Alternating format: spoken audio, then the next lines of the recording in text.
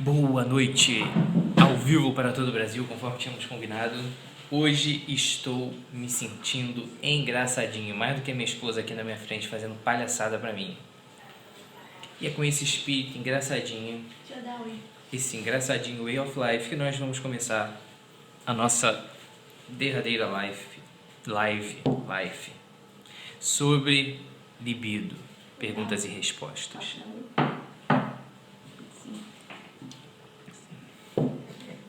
Participação especial desnecessária da pessoa, inclusive, que está querendo me desconcentrar hoje e testar minha paciência, quem sabe. Pois bem, vamos começar testando se vocês me ouvem e me veem corretamente, como de costume. E eu peço aquele aceninho, aquele ok. Você que está achando o vídeo ou o áudio uma porcaria, pode criticar, que pode ser que eu leve em consideração. Beleza? Live de hoje, perguntas e respostas sobre libido, conforme tínhamos prometido. Vocês estão de parabéns. Abri para as perguntas hoje e todo mundo está perguntando sobre libido. Existe apenas uma mulher que fez uma pergunta que não se refere a libido e ela será sumariamente expulsa dessa página e processada, tá? Brincadeiras à parte. A maioria das perguntas hoje foi sobre libido de fato. E a maioria delas foi muito interessante. Eu ia responder algumas perguntas gerais hoje antes da pergunta de libido, mas por incrível que pareça, quando eu estou com meu coração aberto a responder perguntas que não são sobre libido, vocês também não perguntam. Então, não teve respostas hoje antes da live. Guardei todas as perguntas para responder ao vivo para você. Então, vamos começar. Algumas perguntas são muito boas, outras serão lidas porque se repetem muito, apesar de serem mais batidas. Então, chama aquela vizinha mal-humorada que não transa há séculos com aquele marido traste que mora lá, que vive lá com ela, que não serve nem para cortar o gramado, nem para trocar uma lâmpada, e mostra para ela, pede para ela entrar aqui ao vivo, que o seu relacionamento com a sua vizinha vai melhorar depois que ela passar por essa live e melhorar o relacionamento dela e descobrir por que talvez ela esteja transando pouco, tá? Última chamada para as vizinhas mal-humoradas que transam pouco. Alô, galera, segue aqui a live do Dr. Felipe sobre libido. E vocês que acham que eu acabei de falar sobre isso, ainda não perdem por esperar. Recadinho importante da noite de hoje. Prestem bem atenção, porque isso vai ser importante para frente.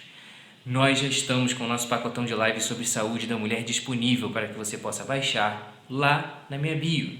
Tem o linkzinho, você clica lá e tem as lives sobre o ciclo de saúde da mulher. Tá bom? O outro ponto que eu ia chamar a atenção para vocês, chamada para essa live, é que talvez você possa ser a vizinha chata que não está transando. E aí o problema se torna ainda maior. Agora, você que me segue e é a vizinha chata, hoje talvez seja a sua oportunidade.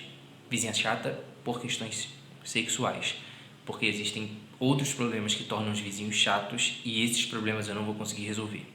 Então, em relação à libido, hoje nós vamos focar nessas perguntinhas infames que vocês mandaram para mim.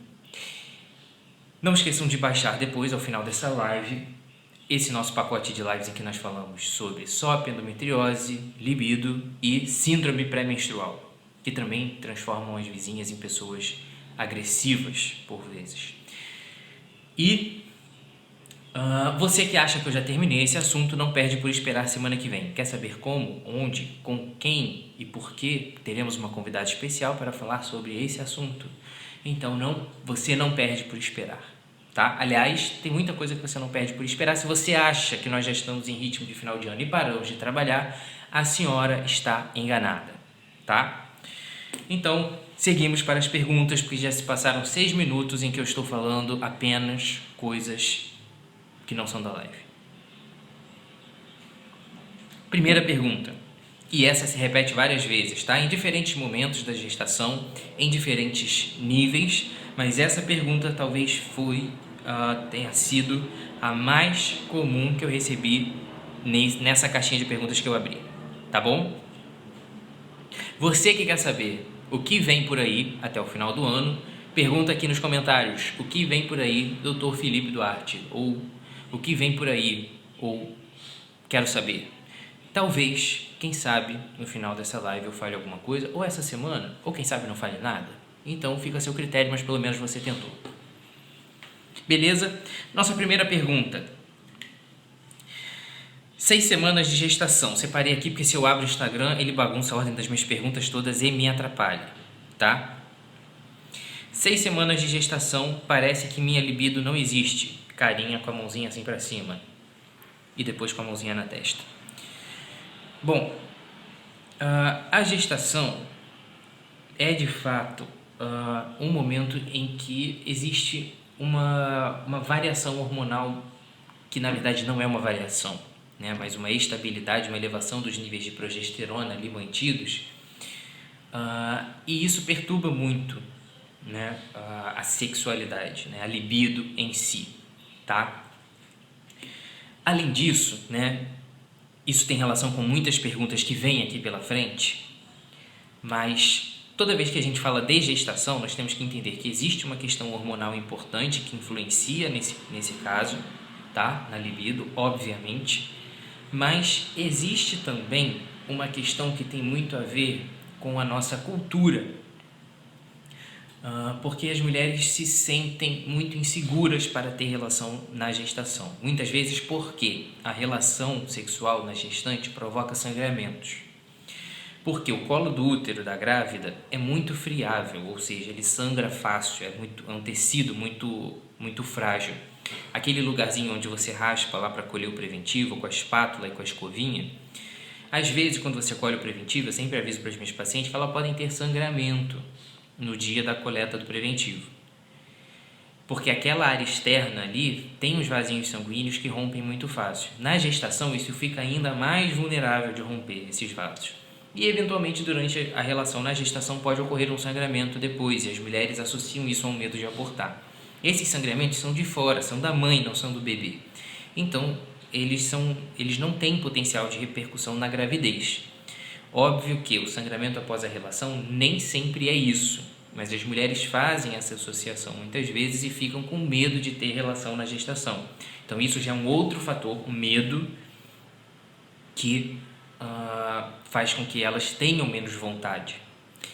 E o outro fator é a questão da autoestima, e da autoimagem, né? Isso é uma questão que vai mais com a evolução da gestação, porque existe uma tendência maior a ganho de peso, principalmente se é uma grávida mais descuidada, que não cuida da alimentação, não faz exercício físico, a tendência é ganhar muito mais peso. E aí existe a questão da própria barriga e uma concepção muito falha de beleza na gestação, né? E o ganho de peso excessivo muitas vezes. E essas mulheres perdem muito a autoestima e perdem a vontade de ter relação porque isso diminui o amor próprio muitas vezes. Porque, obviamente, como diria o poeta, as feias que me desculpem, mas beleza é fundamental. Isso não é uma coisa inofensiva, porque a beleza é uma porta de entrada para o interesse entre os seres humanos, né? E ela não pode ser menosprezada. E isso é tão importante, tão fundamental, que muitas mulheres diminuem a vontade de ter relação por terem um pouco apreço por si próprias e por entenderem que não são dignas de serem admiradas ou desejadas pelo seu parceiro. E isso interfere muito mais na libido do que qualquer questão hormonal. Leve isso para a sua casinha, para o seu coração, para a sua vida. Se você não se amar, dificilmente você vai encontrar alguém que consiga te amar com intensidade, tá? A outra coisa importante são as questões físicas, porque, como a Rebeca está bem lembrando aqui nos comentários, é a questão do fôlego, né? Às vezes a barriga grande depois vai atrapalhar e existe um momento da gestação em que ter relação, obviamente, se torna um suplício e você não precisa se pressionar a ter relação, com a ressalva de que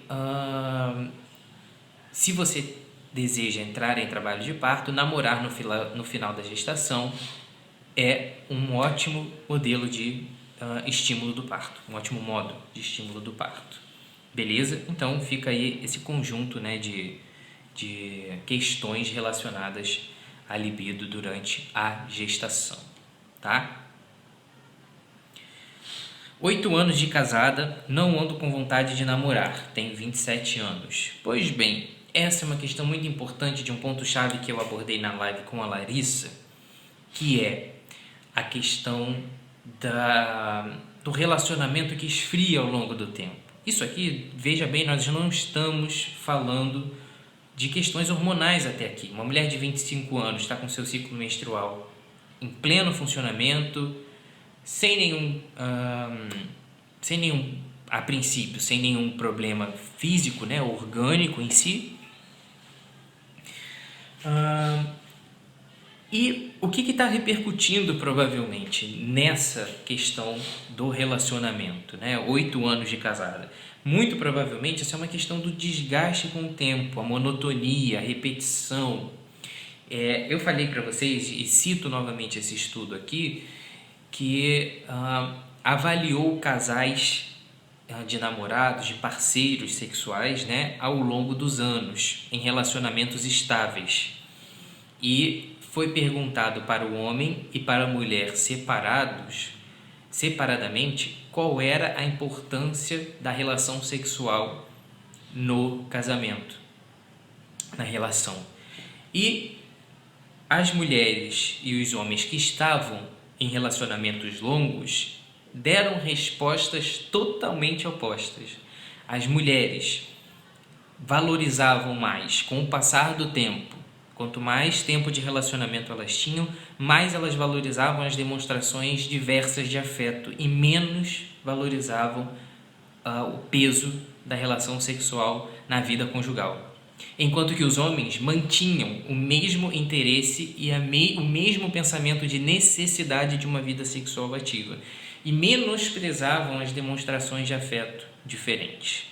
Isso, obviamente, tem a ver com uma questão que é orgânica, porque não é possível que tantas pessoas, tantos homens e tantas mulheres, com questões culturais diferentes, familiares diferentes, orgânicas diferentes, digamos, pequenas variações individuais, genéticas, né, até, tenham uma resposta padronizada tão parecida. Então é óbvio que existe uma diferença brutal entre a maneira como o homem e a mulher veem esse peso, essa importância da relação sexual ao longo do tempo, principalmente nos relacionamentos mais estáveis. E isso é algo que precisa, primeiro, ser conscientizado dentro do casal para que seja trabalhado da melhor forma possível. Por quê? Primeiro, para que a mulher não se sinta culpada, porque a maneira como ela enxerga a relação muitas vezes é diferente. Então, ter uma diminuição do interesse nas relações sexuais ao longo do tempo é perfeitamente previsível. Agora, ter um distúrbio da libido, um distúrbio do desejo sexual a ponto disso influenciar na sua vida, isso é o limite do preocupante. Entendem? A mulher que, ao longo da vida, percebeu que existem maneiras diferentes de demonstrar afeto e naturalmente entendeu que a relação sexual não é uma via de regra para se ter prazer na relação, essa mulher provavelmente só amadureceu e ela vive bem com isso. Agora, a mulher que percebe que reduziu o seu ritmo de relação sexual dentro da vida familiar, né, da vida conjugal, e que isso a incomoda e a frustra e a preocupa e a afeta nas suas atividades diárias e afeta a sua relação com seu esposo, essa tem um problema. E essa precisa ser abordada e tratada. Então, esse tem que ser o seu referencial para entender se o que eu tenho é um problema de amadurecimento, que na verdade é um ganho, ou se eu estou realmente com um problema e não consigo ter relações. Não ando com vontade de namorar, obviamente ela aqui está falando de um limite patológico da coisa, não sente vontade nenhuma. Diminuir o ritmo é uma coisa, não sentir vontade é outra totalmente diferente, né? Então, isso tem que ser muito bem abordado e tem que ser entendido que toda vez que se trata um casal desses, e os estudos mostram isso, a primeira etapa de tratamento é aconselhamento, não é remédio. Já falei que não existe remédio milagroso para melhorar a libido, nem da mulher, nem do homem, tá? E Se o problema é a falta de interesse, então nós temos que trabalhar o ambiente que está desinteressante ao casal. Sair da rotina.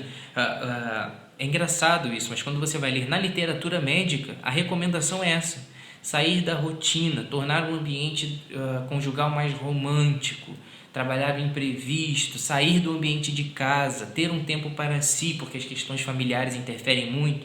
Com 8 anos de casada, talvez já tenha filhos, e isso interfere muito na rotina do casal e dificulta que o casal encontre um tempo para si.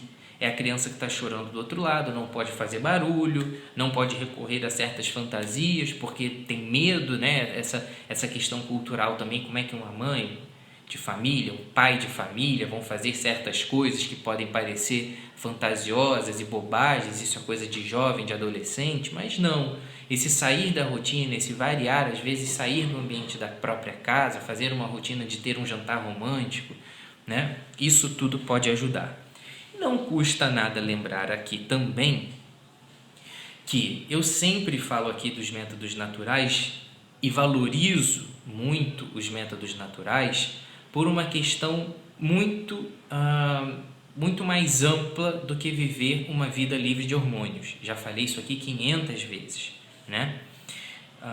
Existe uma vantagem que eu sempre cito aqui do uso dos métodos naturais, que é a vantagem para o relacionamento. O que eu estava dizendo é que eu sempre defendi a questão dos métodos naturais como uma oportunidade de viver uma vida livre dos efeitos colaterais do uso de hormônios, mas muito mais do que isso, um grande benefício para o relacionamento. Os métodos naturais trabalham essa sazonalidade do casal, né, na procura por um ambiente de relacionamento saudável. Porque ele respeita essas pequenas variações do ciclo menstrual da mulher, em que a libido vai variar de acordo com a sua fisiologia menstrual.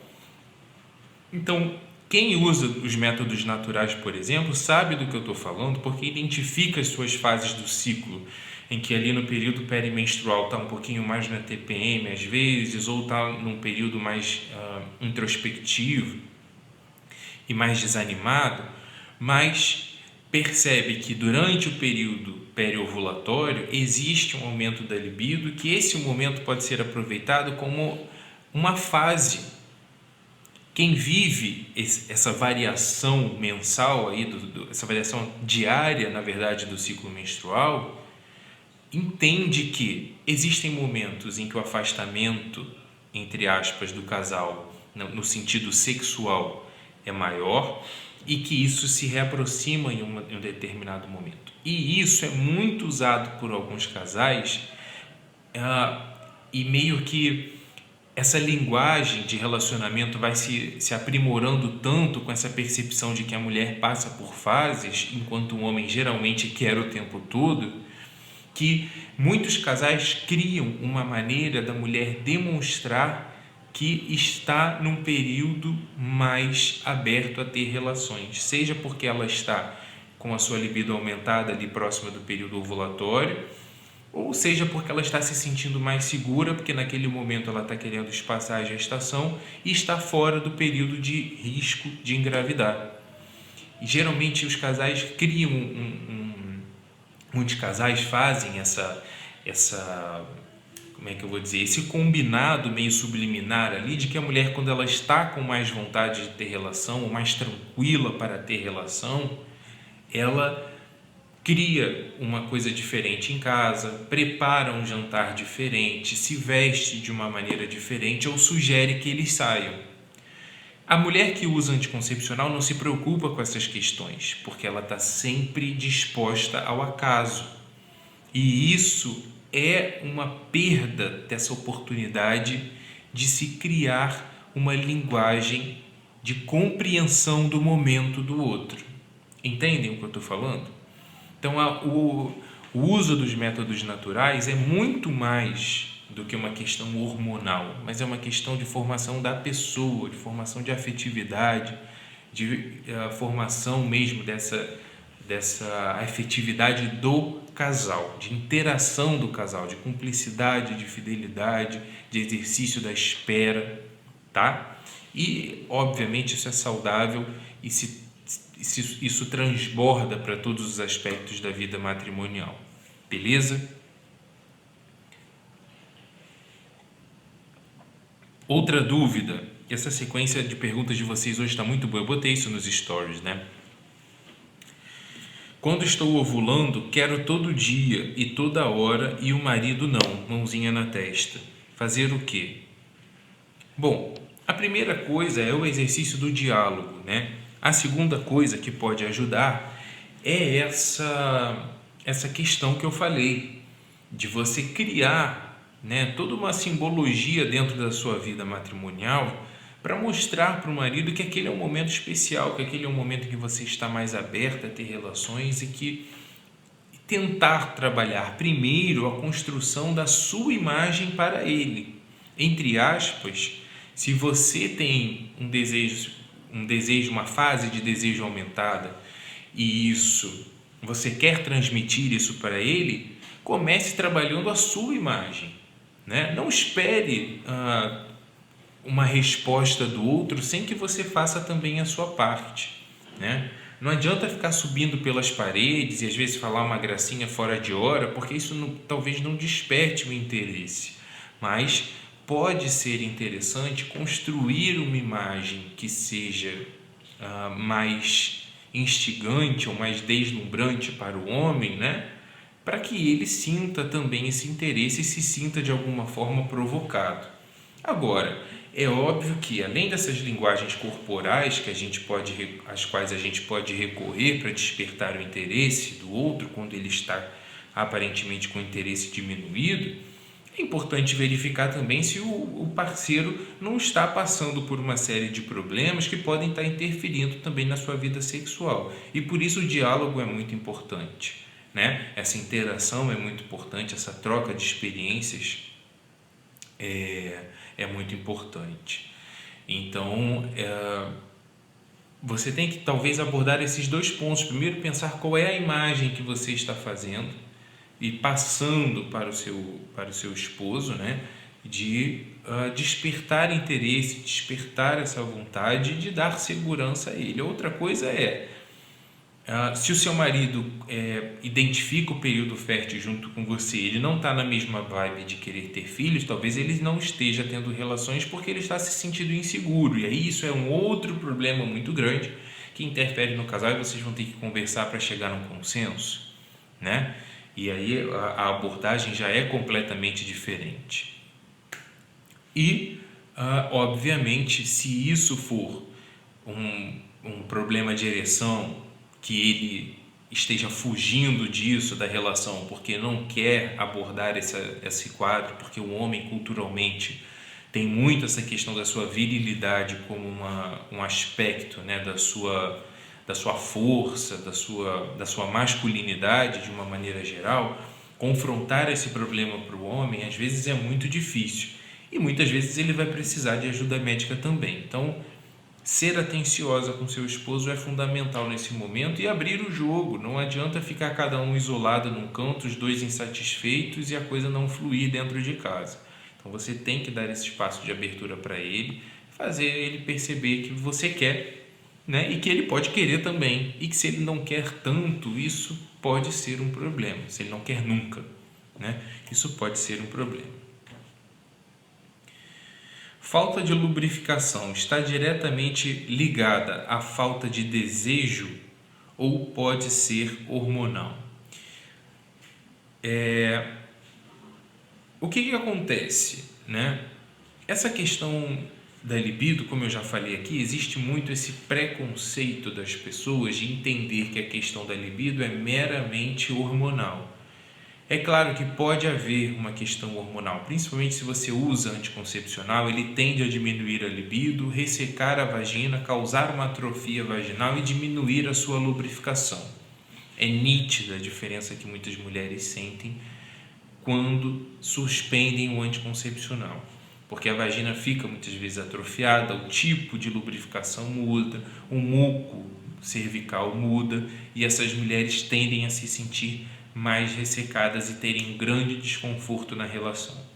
Porém, existe um outro elemento que é muito importante para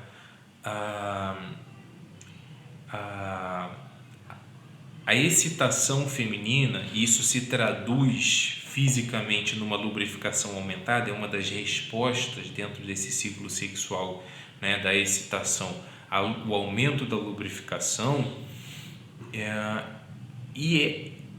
essa fase de excitação para a mulher, às vezes, depende de um estímulo muito maior do que para o homem. Comentei com vocês na live sobre libido com a Larissa, na semana passada, que quando a gente fala sobre a libido do homem e da mulher, a gente faz uma comparação clássica que é: a libido do homem é um interruptor.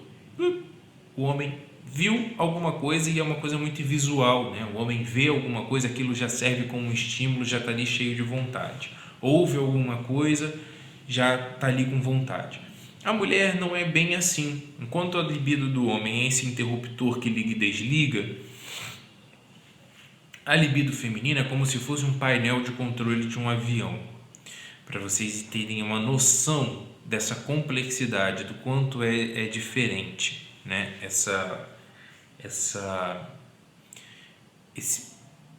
Esses elementos todos da sexualidade do homem e da mulher. Então, quando você olha para uma mulher que tem uma dificuldade de lubrificação, a primeira coisa é investigar se ela não está usando anticoncepcional e isso está comprometendo efetivamente a sua lubrificação, se ela não está usando alguma outra medicação que pode interferir no muco cervical, ou, eventualmente, se ela simplesmente não está passando por uma fase de preliminares adequada, porque a mulher precisa muito mais das preliminares do que o homem, né? Quem vive, já tem uma vida sexual ativa, muitas vezes vai perceber que o homem, quando está com muita vontade, vai com muita sede ao pote, a mulher às vezes tem que dar uma freada nele, até porque esse ciclo de excitação da mulher é mais longo muitas vezes, né? E a mulher consegue entrar nesse ciclo de excitação, de ápice, né, do orgasmo, resolução e volta do ciclo sexual, ela consegue retornar nisso como um círculo. O homem muitas vezes é aquela montanha-russa, subiu, desceu, acabou, vamos embora, tchau, tchau, boa noite, até amanhã. Então, para a mulher, esse ciclo é muito mais complexo e a fase de preliminar para a mulher é muito importante para essa lubrificação, né?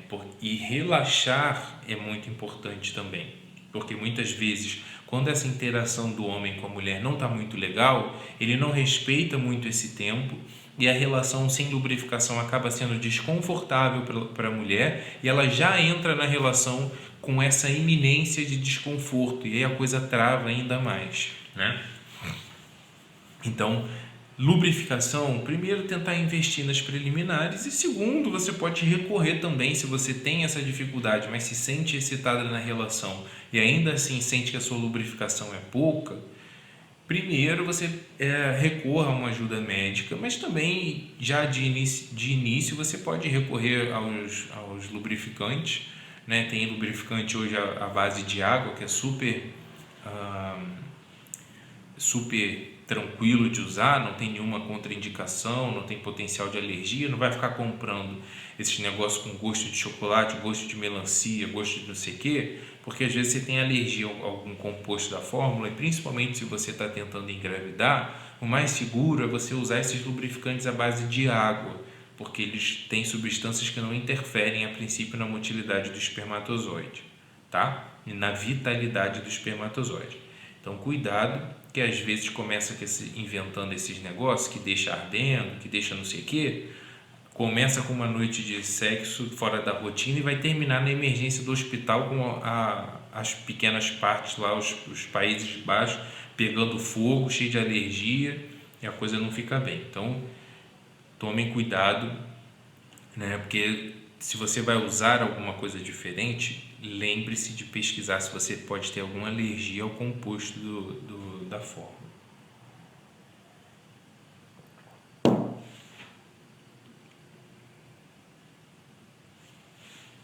Uma uma coisa importante aqui, ó, como eu não falo mentiras, a Kátia Damasio está falando aqui, ó, 3 meses sem o DIU e sou outra pessoa, tá?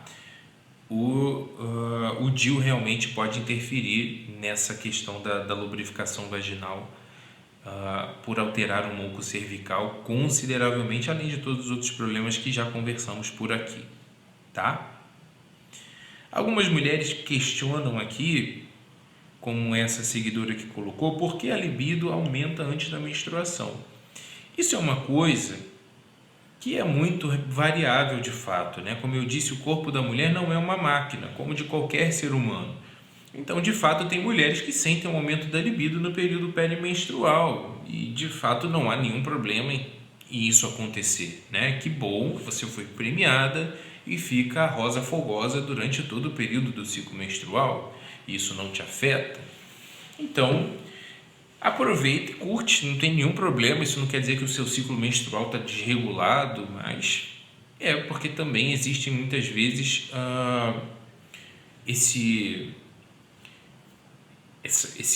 essa questão cultural também, né, desse período pré-menstrual. Muitas mulheres já superestimam isso dentro da sua cabeça e acabam prejudicando um pouco a vida conjugal nesse sentido. Mas se você não sente nenhum problema, nenhuma alteração emocional no período perimenstrual, minha filha, vai fundo, que isso não vai te atrapalhar em nada, tá? Não se preocupe com isso. Mais algumas perguntas aqui sobre a questão da gravidez. Eu acho que eu já passei bem por esse assunto, né? Outra pergunta muito importante, que está muito próxima dessa questão da gravidez, mas com outro aspecto mais específico. O que faço para aumentar a libido depois que tive filho? Não tenho mais. Essa questão nós comentamos um pouquinho com a Larissa na semana passada, mas a presença do filho dentro de casa acaba sendo um ponto, né, um ponto crítico que pode prejudicar a vida sexual do casal. Porque existe, primeiro de tudo, a preocupação. Às vezes, dependendo da idade do filho, você nunca sabe se você vai começar ali o rala e rola e a criança vai começar a chorar. Então, já essa expectativa de que a coisa pode ser interrompida a qualquer momento já não cria um ambiente de relaxamento, de entrega muito grande, né? E muitas vezes, no período pós-parto, a mulher mudou o seu corpo completamente, perdeu a autoestima, perdeu a capacidade de se admirar, como eu já resgatei isso do pós-parto. Isso tudo tem que ser trabalhado. Muitas mulheres ganham muitos quilos durante a gestação e não conseguem perder isso depois. Então, esse é o momento de se reinventar. Se a maternidade para você está aparecendo como um obstáculo, saiba que a maternidade só deve vir para te engrandecer enquanto mulher e não pode representar um ponto negativo na sua vida. Associar a presença do filho à queda da libido é uma área muito perigosa, porque pode criar essa associação negativa com a maternidade, como se ser mãe acabasse por te punir na sua vida conjugal. E não é para ser assim. E nós temos essa autonomia, enquanto seres humanos maduros e capazes de raciocinar, de que, na verdade, a grande maioria das mudanças está ao nosso alcance, né? De se reinventar, de investir na sua aparência, de investir na beleza, de não menosprezar isso. Tem muita gente que fica fugindo dessa questão, né? Hoje em dia a gente tem essa desgraça dessa cultura de proteção aí das pessoas acima do peso, dessa gordofobia, de que a gente não pode falar sobre isso porque a gente está sendo gordofóbico, de maneira alguma. A gente não tem que destratar alguém, menosprezar alguém, zombar de alguém, mas nós temos que tratar a obesidade de uma maneira muito sensata, de que muitas mulheres enfrentam problemas de autoestima e é óbvio que a gente quer ter um corpo legal, né, para despertar o interesse do nosso parceiro também e despertar o amor próprio. A gente não pode negligenciar isso, não pode ficar criando um tabu para falar desse tema, e a maternidade também não pode ser uma desculpa para que você não se cuide. porque dentro dessa rotina puxada que é a maternidade, você precisa encontrar um momento para você, e não é impossível. Se você acha que é impossível, é porque provavelmente você não está se organizando adequadamente para criar uma rotina que te permita isso. Por quê? Nada te impede de fazer uma maquiagem rápida, nada te impede de fazer 30 minutos de exercício durante o dia. É óbvio que existem realidades mais difíceis, né, de pessoas que não contam com ajuda, mas às vezes o marido chegou em casa, 30 minutos é o tempo que você precisa para fazer uma corrida, uma caminhada, 40 minutos é o tempo que você precisa para fazer um bom treino numa academia. Então, óbvio que isso vai precisar da cumplicidade do seu parceiro, porque se ele quer uma mulher mais bonita dentro de casa também e se sentindo mais amada, mais feliz e mais realizada, então ele vai ter que ser parceiro nessa hora, vai ter que mudar a alimentação dele também, né? Em casa você vai ter que mudar a sua dieta, isso não depende do seu filho. Você tem muitos, hoje em dia nas redes sociais você encontra receitas práticas que são saudáveis. E no mais, você precisa de uma alimentação que basicamente não vai te tomar muito tempo para fazer, porque as grandes receitas mais difíceis de você fazer, por exemplo, numa dieta, elas em geral são ricas em carboidrato. Então, para fazer uma salada e um bife não custa nada, né?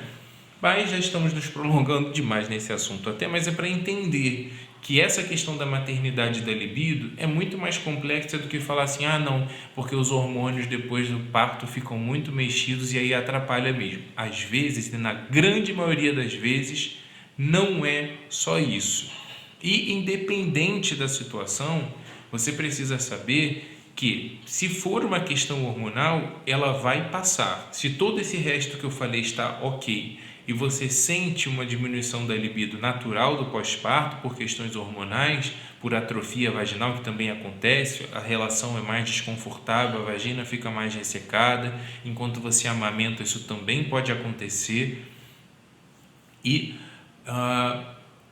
isso vai passar, né? Agora, você precisa focar naqueles fatores que são modificáveis, que é em se amar e se cuidar e trabalhar nesse aspecto e entender que você não é uma pessoa diferente, que é mãe, que é esposa e que trabalha e que faz isso, faz aquilo. Você é uma pessoa só, que tem todos esses aspectos e você precisa conciliar isso e harmonizar isso. Não dá para negligenciar uma parte em função da outra, né? Porque você precisa estar bem para cuidar dos outros também. Então, não menospreze esse valor que deve ter esse tempo para o autocuidado, tá? Se, além de tudo, apesar de tudo isso, você sentir uma dificuldade, procure ajuda médica, obviamente, procure ajuda especializada, procure um profissional que vai fazer uma terapia importante para você, seja uma terapeuta sexual, uma terapia de casal. Enfim, você vai tentar encontrar dentro de todas essas opções, obviamente, aquela que mais se encaixa dentro da sua realidade, dentro das suas necessidades, tá? Mas a avaliação médica, a avaliação psicológica é muito importante. Educação física e nutricionista, já falei aqui, dificilmente você vai passar por um bom tratamento ginecológico sem passar por todos esses profissionais, tá? Não se iluda, não existe remédio mágico para tratar a maioria dessas questões que nós estamos enumerando aí nesse ciclo de saúde da mulher, tá bom? Mais perguntas sobre libido zero na gravidez, e uma mensagem que fica aqui de tranquilidade é que isso vai passar, né? A gravidez é um excelente momento para você manifestar outras formas de afeto dentro do seu relacionamento. Usar todas as linguagens do amor para ter prazer na companhia do outro e não condicionar isso ao ato sexual em si, tá? Então, a gravidez e o pós-parto são uma prova de fogo para boa parte dos casais.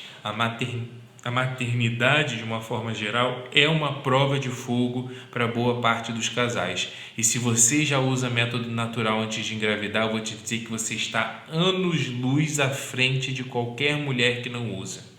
E se você ainda não usa, não perca a oportunidade de começar o quanto antes, para que você use toda essa questão afetiva, toda essa questão sexual também que existe no exercício dos métodos naturais e que vão elevar o seu relacionamento a um outro patamar, tá? Fica a dica aqui.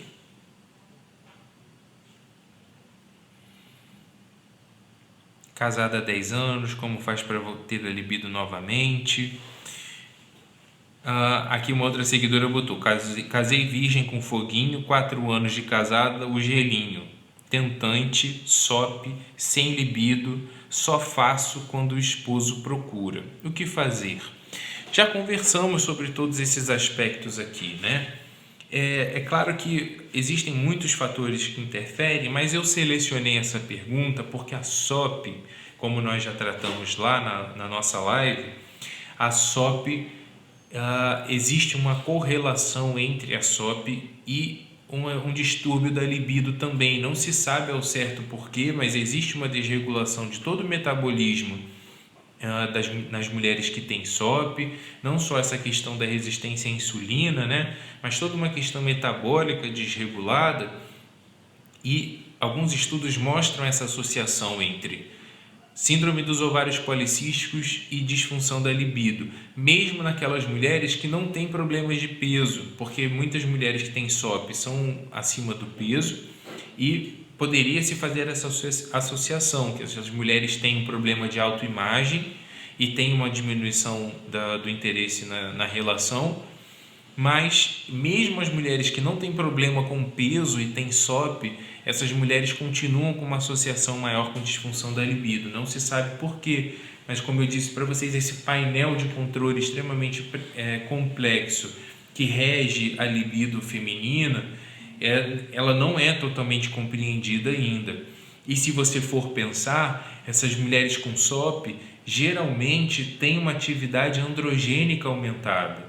A testosterona e seus hormônios similares no corpo não necessariamente estão em concentração aumentada, mas têm uma ação periférica aumentada.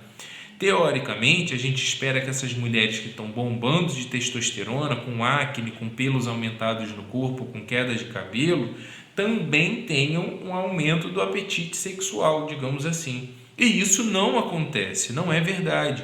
Por isso que essa visão totalmente deturpada de que usar testosterona é a chave para melhorar a libido da mulher durante a sua vida sexualmente ativa é uma bela de uma falácia.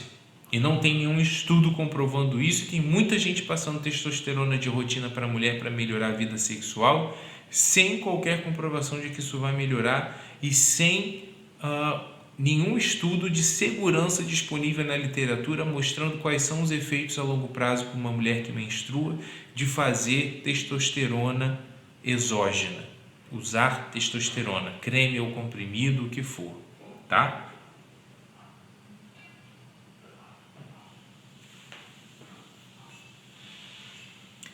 Uma outra pergunta importante que envolve essa questão de relacionamento que eu tinha separado aqui: marido com 27 anos, sem desejo, exames dentro do limite mínimo, imagino que não tenha nenhum problema em relação à função mesmo, tenha feito algum exame do sêmen, alguma coisa assim, procurar, ou dosagens hormonais, né? Procurar urologista ou psicólogo. O urologista, em geral, vai tratar problemas de disfunção erétil, tá? Se existe um problema em relação à questão do desejo, né, dos transtornos do desejo sexual hipoativo, pode ser interessante procurar um profissional, um psicólogo que tenha experiência, ou algum ginecologista que tenha experiência nessa área de sexualidade, tá? Porque provavelmente, óbvio que para o homem não vai ser o ginecologista, né? Mas um urologista, provavelmente, que trabalhe com essa área da sexualidade, porque existem todas essas questões externas à questão hormonal que podem gerar problemas da libido masculina ou problemas na relação mesmo sexual, não necessariamente relacionados ao desejo, mas relacionados à disfunção erétil, né? Propriamente. Existem doenças que estão mais relacionadas à disfunção erétil também que precisam ser investigadas, então a investigação para o homem acaba sendo um pouco diferente até para a mulher, tá? Mas não se pode negligenciar isso, e se isso está prejudicando a vida conjugal, procure ajuda sem nenhum preconceito. Para o homem é muito difícil, o homem se sente muito inferiorizado quando tem problemas em relação à sexualidade. Então seja parceira e com muita paciência ajude o seu marido a procurar esse caminho e a entender que não há problema nenhum em procurar um médico para se tratar, tá? Essa daqui é muito interessante porque eu tenho muitas mulheres que estão nessa situação seguindo aqui a página, que foge um pouco dessa realidade da mulher casada, né? Uma seguidora mandou aqui: como controlar a libido? Busco a castidade, mas não posso beijar o namorado que já acende tudo. Essa é uma questão muito interessante, mas a primeira coisa que precisa ser feita é a gente não demonizar esse interesse sexual dos jovens, né? Porque isso é um excelente sinal de que existe ali uma afinidade, um interesse e uma potencial vida sexual de sucesso, né? E que existe essa interação, né? Existe esse interesse sexual e que isso vai ser fundamental para a construção do relacionamento no momento certo. Se você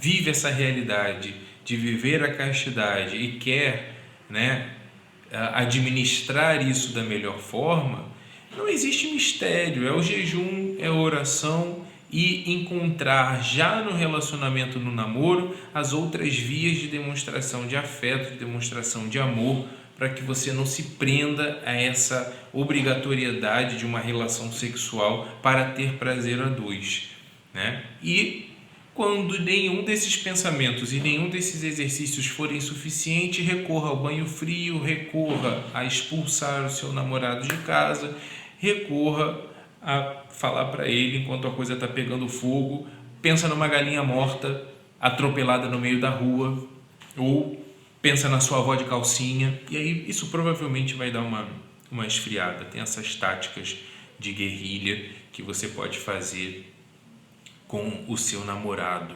tá? Ou então, olha tua mãe ali na porta. Essas são coisas que ajudam, né? Existem pequenos exercícios que você pode fazer em relação a isso, né? Em última instância, dê um chute no saco do seu namorado, né? Isso pode ajudar a afastá-lo, provavelmente pela dor, eu acho que deve doer. Depois, essa dúvida se repete muito aqui. Depois de quanto tempo sem anticoncepcional a libido volta ao normal? Então, não existe, tá, uma questão muito certa sobre isso. Sobre assim, depois de tanto tempo o ciclo volta ao normal, depois de tanto tempo a libido volta, depois disso, depois daquilo. O que você precisa é ter um pouco de paciência, porque a questão hormonal ela vai se regularizar com o tempo, tá? E o que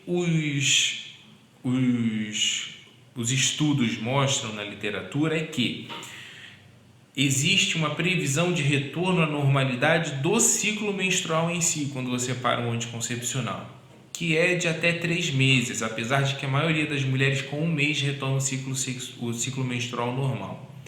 Mas se em 3 meses o seu ciclo não voltou, é porque provavelmente você já tinha um problema prévio ao uso do anticoncepcional para menstruar e não sabia porque usava o anticoncepcional e ficava se iludindo com as pausas do anticoncepcional que você estava menstruando, tá? Então, se você está com algum problema inicialmente por essa questão da libido, e com 1 mês você continua com isso, 1 a 3 meses, você continua com esse problema, é bem possível que você já não esteja mais sob o efeito do anticoncepcional e que você deva procurar uma ajuda profissional para tentar se encontrar. Lembrando que você tem que pensar não só na questão hormonal, mas você tem que pensar em todos esses aspectos que eu falei anteriormente. Se você usava o anticoncepcional, é bem provável que a preocupação, o peso que a relação sexual tinha na sua vida era muito diferente, porque o uso do anticoncepcional faz da relação sexual ocasional uma coisa sem comprometimento, sem muitas expectativas, porque não existe preocupação, não existe responsabilidade, não existe um cuidado com essa responsabilidade da paternidade, da maternidade. Então isso tende a criar uma relação sexual mais superficial, um feijão com arroz que todo mundo se acostuma, e quando a gente para de usar o anticoncepcional, todas essas questões com relação aos desfechos de uma relação sexual começam a vir à tona e isso pode te atrapalhar. Então, tome cuidado e tente administrar isso, porque essa é uma questão importante, não é só hormonal, tá?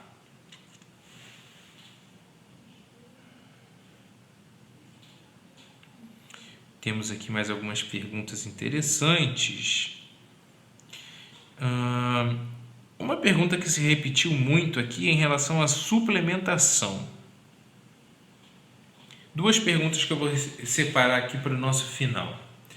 A suplementação é uma coisa meio polêmica, não existe uma comprovação, né? A gente fala de alguns alimentos afrodisíacos e você pode usá-los sem nenhum problema, e aí cada cultura tem a sua, né? Isso vai amendoim, canela, etc e tal. É claro que se você tem esse problema, essa questão da libido, e quer abordar isso de uma maneira menos intervencionista e mais natural, você pode recorrer a esses recursos, né, mais naturais, e pode ver se eles vão funcionar para você. A questão é que não há uma comprovação científica de que isso funcione. Eu já falei na live passada e repito. Todas as sociedades internacionais sérias recomendam que testosterona só se faça para mulheres no pós-menopausa que tem um transtorno do desejo sexual hipoativo. Ponto. Se você não se encaixa nesse quadro, não adianta ficar fazendo testosterona, você vai se expor a um risco desnecessário sem garantia de que isso funcione, tá? Agora, existem alguns estudos menores, talvez promissores, feitos com pouca quantidade de mulheres ainda, que evidenciam uma certa vantagem do uso do Tribulus, né? Que a princípio se acredita que o Tribulus aumente a dosagem, o nível de testosterona no sangue e aumente a performance sexual da mulher de uma maneira geral. Isso também pode acontecer com o homem, mas nós estamos falando de mulheres. Então, a Tribulus, o uso da Tribulus, pode ajudar de alguma forma, porque existem alguns estudos mostrando resultados nesse sentido. Mas você não pode fazer isso sem uma avaliação médica, porque o seu problema pode ser outro. Então você vai ficar depositando as suas esperanças no comprimido e o seu problema é uma mudança comportamental muitas vezes. Então não se esqueça disso. Nenhuma medicação deve ser feita, ainda que fitoterápico, sem aconselhamento médico, tá? Então não se esqueça dessa questão. Existem evidências promissoras sobre o Tribulus, mas isso ainda não bateu o martelo, isso não é uma recomendação ainda oficial de nenhuma sociedade internacional, mas se o seu médico quiser tentar com você, não vai ser uma coisa errada, tá? Talvez seja, por enquanto, uma questão de bom senso tentar. Existem estudos, inclusive com populações brasileiras, um estudo em Minas Gerais, com mulheres brasileiras, obviamente, que mostram uma melhora da performance sexual. Mas existe um outro problema quando você vai avaliar a eficácia desses remédios, porque eles testam subjetivamente o resultado. Então, esse remédio fez o quê? Aumentou a frequência das relações, aumentou a frequência de relações que têm orgasmo. Então, isso tudo é muito variável e muito subjetivo. Você pode testar se isso melhora o seu bem-estar de uma maneira geral, mas não existe um consenso. Tá bom? Essa pergunta aqui eu vou fechar, que é uma pergunta muito interessante, tem a ver mais com o comportamento das pessoas do que com questão de libido. Mas uma pergunta muito interessante aqui de uma das seguidoras que colocou: é normal o homem ter mais tesão em uma nova relação? É aquela questão, né, de que a gente está sempre esperando uma novidade e que o novo, ou aquilo que a gente teoricamente ainda não tem, e esses elementos da conquista às vezes motivam mais o homem, obviamente, né? Da mesma forma que a gente costuma brincar que a grama do vizinho é sempre mais verde do que a nossa, talvez esse olhar de cobiça sobre aquilo que ainda não se conquistou desperte uma libido aumentada também. Mas por que não pensar que a relação pode ser nova dentro daquele relacionamento que já existe? Aqui fica essa mensagem final, já que nós conversamos exaustivamente que quando existe um problema da libido no relacionamento, em geral o que falta é dar uma levantada nessa questão da monotonia do dia a dia. Por que não trabalhar, né, não só a mulher, mas o homem também, para que ambos possam ser mais atrativos um ao outro, para que ambos possam trabalhar mais essa conquista e fazer esse exercício diário, né, de ser uma nova pessoa a cada dia e despertar o interesse e trabalhar essa autoestima, ser uma pessoa mais atrativa, ser uma pessoa mais bonita, obviamente. Por que não fazer isso, né? Se a grama do vizinho está mais verde e despertando o interesse do marido ou da esposa, por que não trabalhar para que você se torne uma pessoa mais atrativa do que ontem e desvie ainda mais a atenção para você do que para a grama do vizinho, né? Então não tenhamos medo de sair da rotina e a gente não pode fugir dessa responsabilidade que nos cabe da nossa atitude, né? Da nossa mudança. O que é do outro a gente não consegue mudar, mas o que é nosso, o que cabe a nós, a gente tem que ter. A gente não pode ter essa preguiça de mudar aquilo que é a nossa responsabilidade para fazer com que tenhamos uma vida sexual mais saudável. Beleza?